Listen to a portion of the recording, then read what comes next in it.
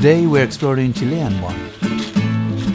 But before we hit the road, let's get some basic information about Chile as a wine country. Chile is over 2,700 miles long and is never more than 200 miles wide. Hence, every major wine region in the country lies relatively close to the sea. From ancient times, this country was shaped by nature. Chilean terroirs are the result of this antique interaction between the Pacific Ocean and the Andes Mountains. And don't forget the frequent earthquakes that shake this country quite regularly.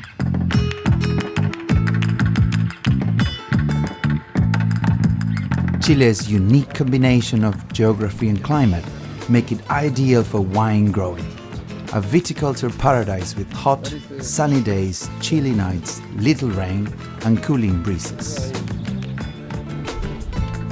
Wine history started here around 470 years ago with the arrival of the Spanish conquistadors.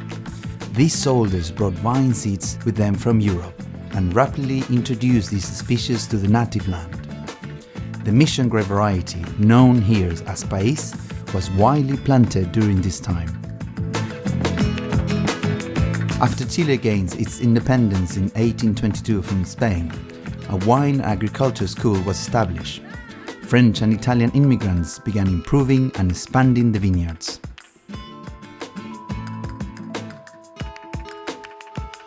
In 1860, the phylloxera epidemic almost destroyed half of all the vineyards in Europe.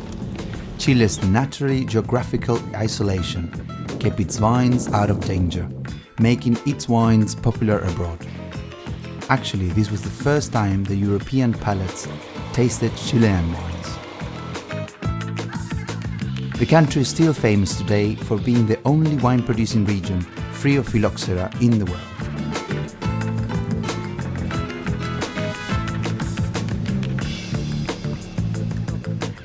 Today we will visit our last wine destination, the Leyda Valley. This is a small sub-region of the San Antonio Valley, located just 90 kilometers west of the capital Santiago and only 12 kilometers from the Pacific Ocean. This area is one of Chile's up-and-coming wine regions and has attracted a lot of attention from international wine critics over the last few years.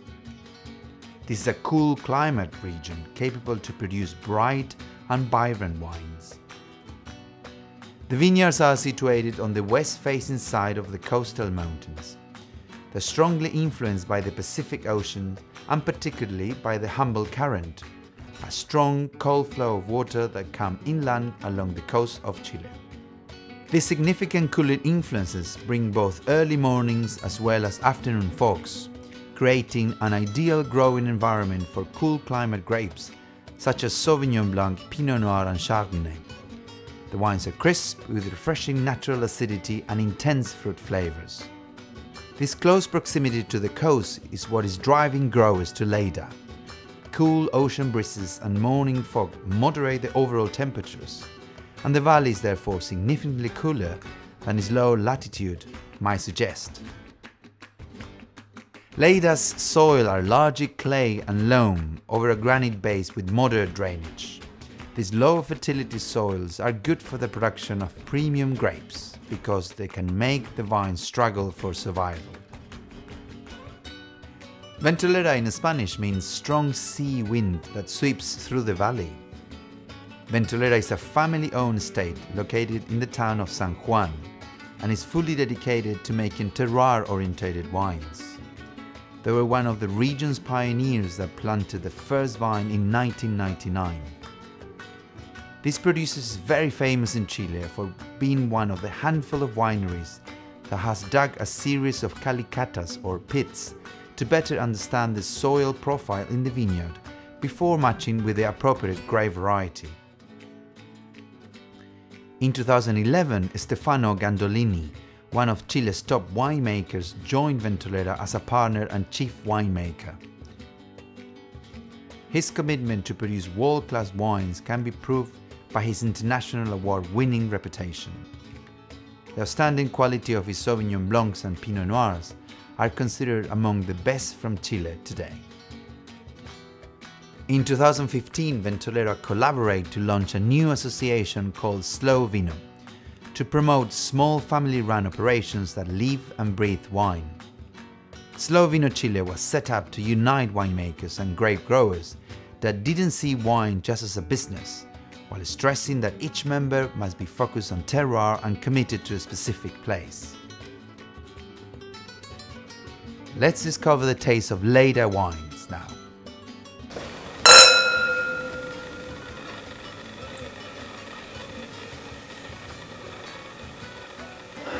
Can smell like citrus fruits, you know, like lime, lemon, maybe some peaches, and you know. Just give time a little in the glass, and we are going to start to discover many things. So this is a not very strong power in terms of intensity of flavors. It's the subtilest, many subtle flavors. Okay. That's coming and coming. So that's make a very elegant wine and very complex wine.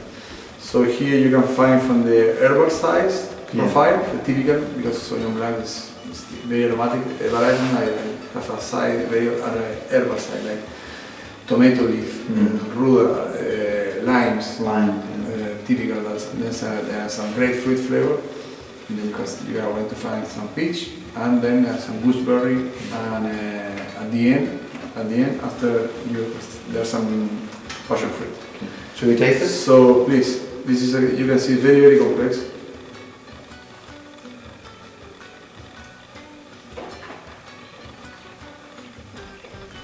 Wow. This is wine that, can you see, it goes straight to the end of the mouth, and it has a very persistent, in terms of, it's very penetrating, in terms of freshness, vibrancy wines, with a beautiful persistence. The length of this wine is amazing, and almost salty at the end. So here we have, Stefano, your Pinot Noir, the Leyda Pinot Noir. So I can see that this typical Pinot Noir, very light, you know, very ruby, kind of pale, you can see very transparent, nose with nice red fruits like red berries. You see the typical flavor from here is the raspberry, raspberry, and then some cherry, black cherry, and then the spicy note from Pinot Noir. If you wait more time, then aging in the bottle, you start to develop some truffle note and very some dry leaf and very, very elegant. So this is a very special place where to produce Pinot Noir, really very elegant in terms of noise, and then should we taste it?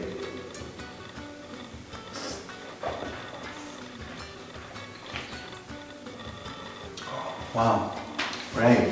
And you see the structure is very refined and very to go straight in the mouth, but it's very elegant the tannins. So it's a very plenty of freshness. So this is a very vibrant wine. Lots of acidity. It's very deep in terms of the flavors. I know that you work in France, in Italy, in the US. What did you learn? Very simple, very specific from there that you apply here in Chile. Well, the first thing is when I fall in love was in Italy. Wine is they enjoy drinking wine with pairing with the food. Wine, the sense of making wine is to pair with the food. Right. That they learn in Italy and then in France. What would be your biggest challenge as a winemaker? Just name one little thing. In the new world, the big challenge is to make wine that have the balance and the elegance and the authenticity that you can find in the old world. Wine plenty of life, and not boring wine, not flat wine, not over oaky, not overripe. So the right moment when to be. So that is and then to give from the new world, I think is the sensual. Third thing, if we have, for example, Sancerre, Burgundy, all these regions, do you think that Leyda can people associate all over the world now, from now on, to Sauvignon Blanc? Could be maybe the first region in Chile that people will say, I want a Leyda, like a Leyda white or a Leyda red or Pinot Noir, instead of, can I have a Sauvignon Blanc from Chile? Do you think that this region has the potential to be the first region in Chile that the people will ask for the style rather than the grape? Yes, I'm sure about that. It's a factor now, it's happening now. And so San Antonio district, I told you here, Leyda is a sub-appellation.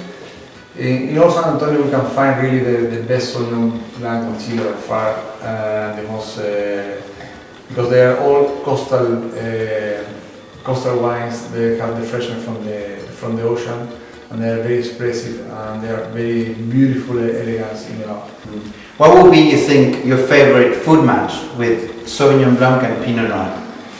Well, for Sauvignon Blanc, I think in Chile we used to eat a lot of ceviche. Ceviche is a Peruvian food that have been influenced in Chile. We used to there are many restaurants with ceviche, and everybody at home prepares ceviche. Today we are going to show you our chef Sebastian Sala, that he's going to prepare a beautiful ceviche. Okay. And that's matched very well. Then you can match even with oyster. Okay. With another seafood, beautiful seafood that we have in Chile. Many beautiful seafood. Then the Pinot Noir is going very well with different kind of meat. They are rabbit, for example. Yeah.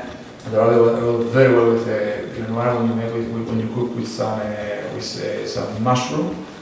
You can give some beautiful, much very well. Last question: if you weren't doing wine, what would you be doing today? Difficult question, but maybe because the same as my father, he's an architect. I was before to thinking about it. The tasting with Stefano was great, and now we were ready to prepare ceviche with the Chilean celebrity chef Sebastian Salas.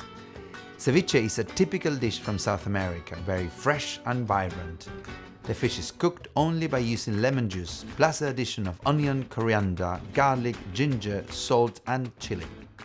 The high acidity of the Sauvignon Blanc matched perfectly with the lemon juice.